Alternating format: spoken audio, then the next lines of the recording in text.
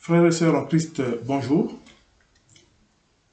Les messagers de Christ, serviteurs de l'Éternel, sont heureux de vous retrouver pour cet office biblique qui intervient à un moment où nous devons tous replacer notre confiance en Dieu, se rapprocher de Dieu.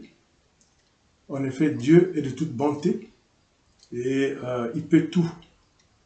Donc, nous avons choisi le thème de cet office biblique comme Dieu peut tout.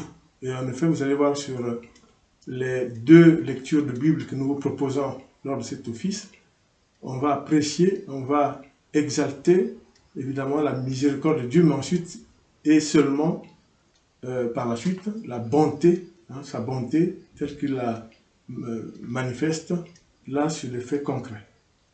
Et vous reconnaissez bien vos serviteurs, les messagers de Christ, c'est le frère Sari, évangéliste conférencier, et la prophétesse Marie Béni. Nous sommes au service de l'Éternel. Nos thèmes sont inspirés par le Saint-Esprit et nous avons choisi ce thème, Dieu peut tout. Donc, vous aurez deux lectures. La première lecture concerne effectivement la joie qui a habité Zacharie et Élisabeth. Ils étaient en âge, ne pouvaient pas avoir d'enfants, Élisabeth ne pouvait pas procréer. Et par la bonté de Dieu, tout a été possible. Et je vais passer donc la parole à la prophétesse Marie Béni qui va donc se charger de vous présenter le premier extrait biblique de ce jour. Mes bien-aimés, je vais lire le passage biblique, Luc 1, versets 11 à 14. Alors je lis la parole de Dieu. Alors un ange du Seigneur apparut à Zacharie et se tint debout à droite de l'autel des parfums. Zacharie fut troublé en le voyant, et la frayeur s'empara de lui. Mais l'ange lui dit, « Ne crains point, Zacharie, car ta prière a été exaucée. Ta femme Élisabeth t'enfantera un fils, et tu lui donneras le nom de Jean. Il sera pour toi un sujet de joie et d'allégresse, et plusieurs se réjouiront de sa naissance. » Amen. Amen. Alors je vais lire le deuxième extrait biblique. Le deuxième extrait, c'est Luc 1, 57 à 59. Alors je lis la parole de Dieu. Le temps où Élisabeth devait accoucher arriva et elle enfanta un fils. Ses voisins, ses parents apprirent que le Seigneur avait fait éclater envers elle sa miséricorde et ils se réjouirent avec elle. Le 8e jour, il vint pour circoncire l'enfant et il appela Zacharie du nom de son père. Amen. Amen. Alors je vais lire le troisième passage.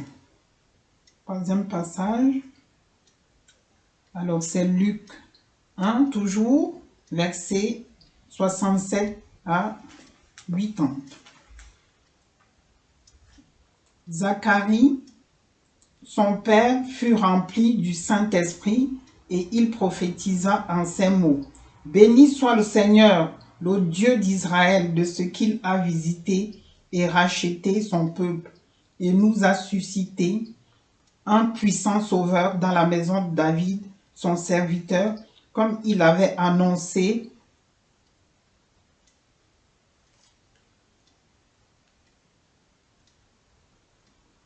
par la bouche de ses saints prophètes des temps anciens, un sauveur qui nous délivre de nos ennemis et de la main de tous ceux qui nous haïssent. C'est ainsi qu'il manifeste sa miséricorde envers nos pères et se souvient de sa sainte alliance selon le serment par lequel il avait juré à Abraham, notre père, de nous permettre, après que nous serions délivrés de la main de nos ennemis, de le servir sans crainte, en marchant devant lui dans la sainteté et dans la justice de tous les jours de notre vie. Et toi, petit enfant,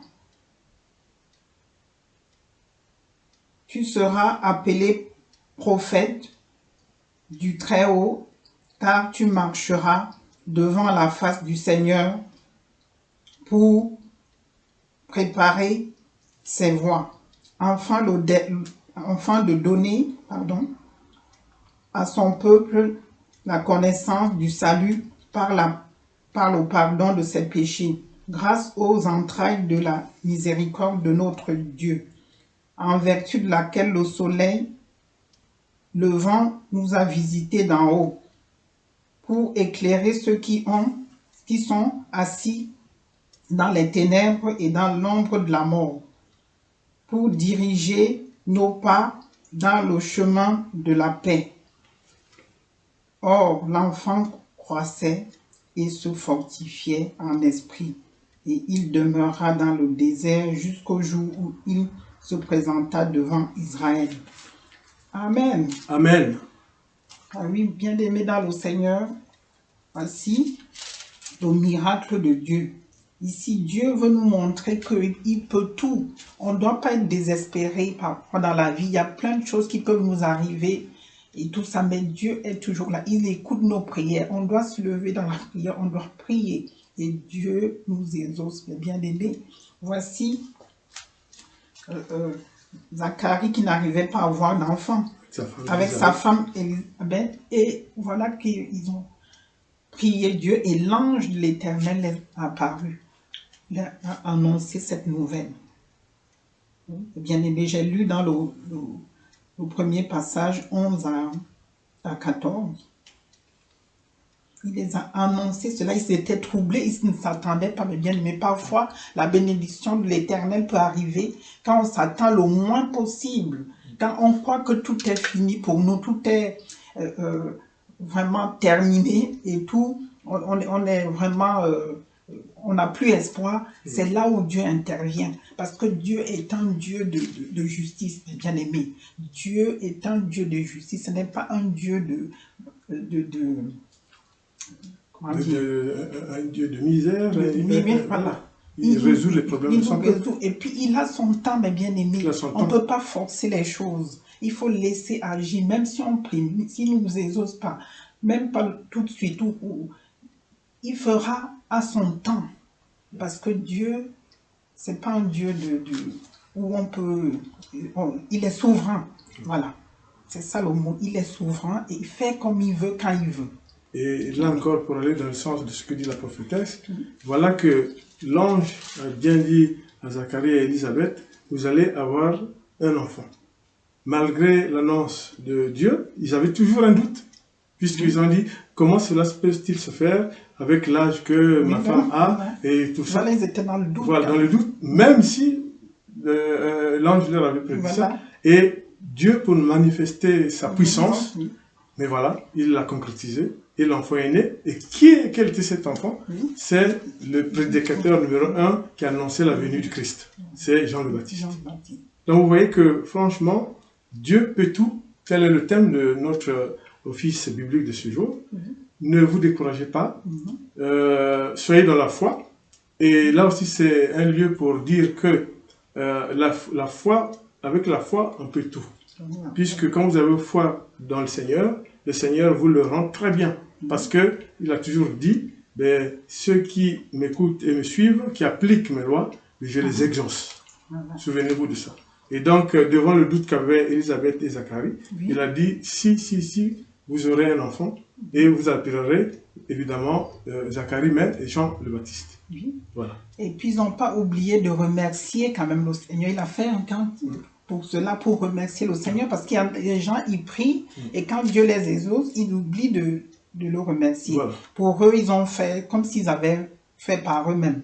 Et Dieu n'aime pas ça. Il aime les gens qui sont reconnaissants, les gens qui sont fidèles. Alors, il faut vraiment remercier le Seigneur, dire merci Seigneur, je sais que voilà, c'est grâce à toi que j'ai pu avoir, je sais pas, la santé, je sais pas ce qui va pas dans votre vie et tout ça. Vous devez remercier le Seigneur pour cela. Ce qui est important, je le répète, c'est la foi. Parce qu'il ne partage pas sa gloire. Voilà, il ne partage pas sa gloire, Oui. c'est la foi. Et vous savez que Zacharie, c'était un sacrificateur du temple de Jérusalem, voilà. un des numéro 1 de l'époque. Hein. Ben oui. Et qui a dit, mais comment ça peut se faire? Oui. Et puis Donc, il était dans le doute quand il même. était dans le doute malgré quand même, qu'il était sacrificateur. Hein? Donc, grand prêtre. Donc, c'est pour dire que même à ce niveau-là, ben, on peut douter, mais Dieu montre qu'il ne faut pas douter. Vous êtes un serviteur de l'Éternel. Évidemment, Dieu est toujours compatissant. Dieu est toujours à l'écoute, conformément à son mot d'ordre qui dit « Ceux qui m'écoutent et appliquent ce que je dis, ben, ils seront exaucés. » Amen. Béni soit l'Éternel de toutes ses œuvres et de sa bonté. Oui, c'est cela. Alors oui, c'est ce qu'on voulait vraiment exhorter. Puis l'évangéliste va continuer. Voilà, il y a des passages. Alors, nous allons donc enchaîner sur un autre type, je dirais, d'action de Dieu, dans un contexte encore plus expressif. C'est dans le livre de Tobie. C'est un exemple même de comment les anges de l'Éternel servent Dieu et sont à son service.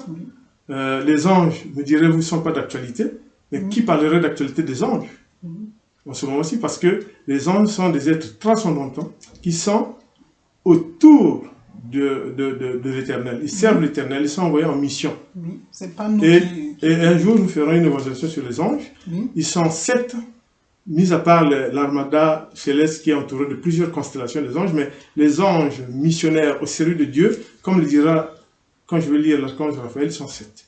Donc, voilà, ils ne sont pas à notre service, ils sont au service de Dieu. On ne peut pas invoquer les anges. Voilà. Donc, dans le livre de Tobie, le contexte, je vous l'explique, c'est que Raguel avait donc sa fille, la chaste Sarah. Elle avait une malchance parce que Asmodée, l'un des pires démons, avait envahi sa chambre et tué tous les prétendants. Il y en avait 7 qui voulaient l'épouser. Et chaque fois le matin, Raguel et sa femme venaient ouvrir la chambre pour voir si le prétendant n'était pas mort. Les 7 étaient morts à chaque fois. Et en désespoir de cause, elle avait fait donc une prière pour demander à Dieu de venir en aide. Et je vous lis donc les extraits bibliques du livre de Tobie. Donc, le livre de Tobie, donc, on va lire le chapitre 8, versets 5 à 8. Alors, elle se leva, la chatte Sarah, elle se leva, et ils se mirent à prier. Donc, Tobie, le prétendant, et Sarah, ils se mirent à prier pour obtenir d'être protégés. Et il commença ainsi. Tu es béni, Dieu de nos pères, et ton nom est béni dans tous les siècles des siècles. Que te bénissent les cieux et toutes les créatures dans tous les siècles. C'est toi qui as créé Adam, c'est toi qui as créé Ève, sa femme, pour être son secours et son appui. Et la race humaine est née de ces deux-là. C'est toi qui as dit, il ne faut pas que l'homme reste seul, faisons-le une aide semblable à lui. Et maintenant, ce n'est pas le plaisir que je cherche en prenant ma sœur, mais je le fais d'un cœur sincère, daigne avoir pitié d'elle et de moi, et nous mener ensemble à la vieillesse. Voilà les prières de Sarah et la sœur de Sarah et de son prétendant Tobie. Il demande donc à Dieu de l'aide, et nous allons voir que fait Dieu. Effectivement, Dieu vient à leur secours, et c'est ce que donc je vais lire. Tobie, chapitre 10, versets 6 à 7 d'abord. Alors, donc, Dieu envoie un missionnaire, et il ne savait pas que c'est l'ange Raphaël. Donc, alors, l'ange Raphaël les prit tous les deux à l'écart. Il leur dit, bénissez Dieu, célébrez-le devant tous les vivants, pour le bien qu'il vous a fait, bénissez et chantez son nom. Faites connaître à tous les hommes les actions de Dieu, comme elles le méritent, et ne vous lassez pas de le remercier. Parce qu'entre-temps, dans le cadre d'une préparation qu'avait mise en œuvre Dieu à partir du cœur de foie de poisson, avec de l'encens, cela a permis de faire fuir le démon Asmodée, qui a été poursuivi par l'ange Raphaël jusqu'en Égypte, et a été liquidé. Et donc, c'est pour ça, dans ce contexte, Raphaël donc, dit ce que je viens de lire. Donc, en continuant, je dis, mieux vaut la prière avec le jeûne et l'aumône avec la justice que la richesse avec l'iniquité. Mieux vaut pratiquer l'aumône que thésauriser de l'or. L'aumône sauve de la mort, elle purifie de tout péché. Ceux qui font l'aumône sont rassasiés de jour, et ceux qui font le péché et le mal se font du tort à eux-mêmes. C'est très important. Et en poursuivant toujours notre lecture, alors, vous saurez donc que lorsque vous étiez, donc ça c'est l'ange Raphaël, vous saurez que lorsque vous étiez en prière, toi et Sarah, c'était moi qui présentais vos suppliques devant la gloire du Seigneur et qui les lisais. Et de même, lorsque tu enterrais tes morts, la veuve Sarah, voilà. Quand tu n'as pas hésité à te lever et à quitter la table pour aller ensevelir un mort, j'ai été envoyé pour éprouver ta foi. Et Dieu m'envoya en même temps pour te guérir, ainsi que ta belle-fille, Sarah. Je suis Raphaël, l'un des 7 anges qui se tiennent toujours prêts à pénétrer auprès de la gloire du Seigneur. Comme vous voyez, c'est l'information que nous donne Raphaël. Les 7 anges qui sont autour du Seigneur pour le servir. Et en poursuivant, pour moi, toujours l'ange Raphaël, pour moi, quand j'étais avec vous, ce n'était pas moi que vous deviez, c'est pas à moi que vous deviez, donc, pour moi, quand j'étais avec vous, ce n'est pas à moi que vous deviez ma présence, mais à la volonté de Dieu. C'est lui qu'il faut bénir au long des jours, lui qu'il faut chanter. Vous avez cru me voir manger, ce n'était qu'une apparence. Alors, bénissez le Seigneur sur la terre et rendez grâce à Dieu. Je vais remonter à celui qui m'a envoyé. Écrivez tout ce qui est arrivé. Et il s'éleva. Quand ils se redressèrent, ils n'étaient plus visibles. Ils louèrent Dieu par des hymnes. Ils le remercièrent d'avoir opéré de telles merveilles. Un ange de Dieu ne leur était-il pas apparu? Amen. Amen. Comme vous voyez, telle est la puissance de Dieu. Dans ce cas, la chatte Sarah, fille de Raguel, a eu de cesse d'avoir des prétendants qui devaient l'épouser, et chaque prétendant était tué. Il y en avait au total 7. Les matins, ses parents, Raguel et sa femme, venaient voir, et ils devaient tout le temps ensevelir le prétendant, sans qu'ils aient eu des rapports. C'est pour ça que c'est la chaste Sarah. Et Dieu était compatissant. Quand elle a fait sa prière, que je viens de lire au début, justement dans la lecture biblique, et Tobie, qui donc était le prétendant, le récent prétendant donc, de la chaste Sarah, a su prier avec Sarah. Et Dieu était compatissant, a envoyé l'ange Raphaël sans leur dire que c'était l'ange Raphaël. Il s'est présenté comme un homme, comme il a dit à Tobie. Voilà, il s'est invité. Voilà, il s'est invité et il mangeait, comme dit l'ange. Il ne savait pas que c'était un ange, mais il pensait que c'était un homme. Et même Tobie l'a pris comme compagnon, parce que lui-même, l'ange s'est présenté en disant non, mais je suis un des fils d'une connaissance à votre père. Et c'est comme ça que il a dit bah, allons-y. Et il est arrivé jusque chez les Sarah, ils l'ont logé, etc. Quand, effectivement, il y a eu les noces, parce qu'il n'était pas mort, hein, comme on a vu que bon, c'était la fin, le démon était parti, il y a eu des noces. Hein. Donc, la chaste Sarah et Tobie se sont mariés, il y a eu les fêtes, etc. Ce qui est arrivé, c'est qu'il fallait donc se dire, mais comment cela a pu arriver, puisque c'était évidemment le compagnon de Tobie. Et c'est là où l'ange Raphaël dit, non, je suis l'ange envoyé par Dieu qui a exaucé vos prières. Donc, le sujet d'aujourd'hui, le thème d'aujourd'hui, c'est Dieu peut tout. Et frères et sœurs en Christ, et vous voyez que Dieu peut tout. Mais attention, il y a la foi, puisque là, l'ange Raphaël dit, c'est votre foi, c'est par votre foi que Dieu m'envoie, parce que vous avez cru en lui. Parce que vous avez la foi. Et Dieu a vu le problème qui était très important, puisque le démon avait trouvé habitation dans la chambre de Sarah. Tous les prétendants liquidés. C'est vraiment une histoire, franchement, biblique, mais ça dépasse un peu l'entendement, parce que comme quoi le démon peut faire de ces choses terribles. Dieu seul sait combien il y a des cas comme ça. Donc c'est pour ça que rapprochez-vous toujours de Dieu, demandez, il en vous donnera, mais attention, la foi est la base de tout. Et là, l'exemple est clair.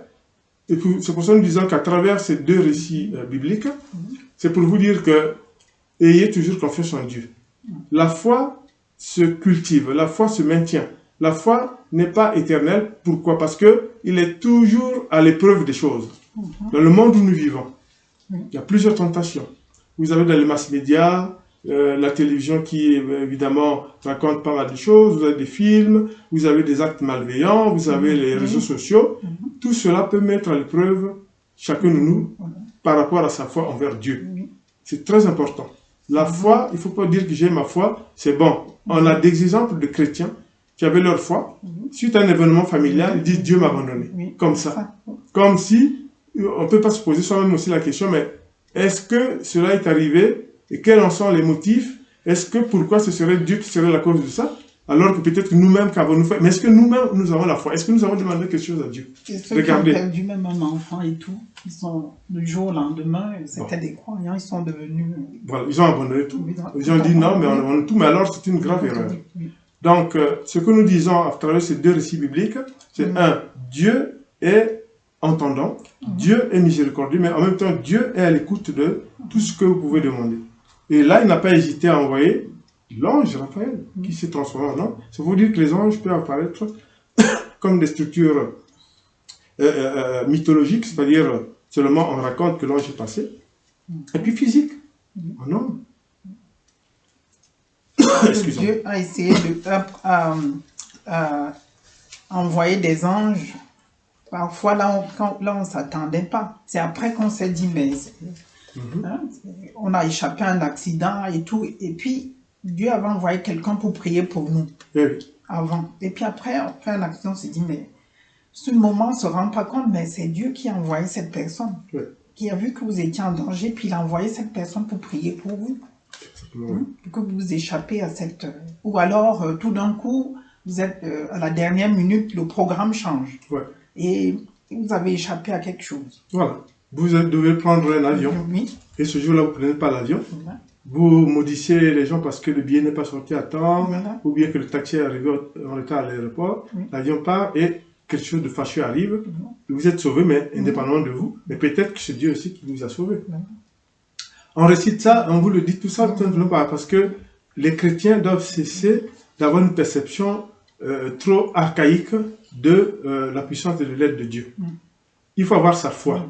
Une fois que vous avez la foi, évidemment, la puissance de Dieu, l'aide de Dieu, si vous la souhaitez, tôt ou tard, elle se fera savoir. Et là, on a vu.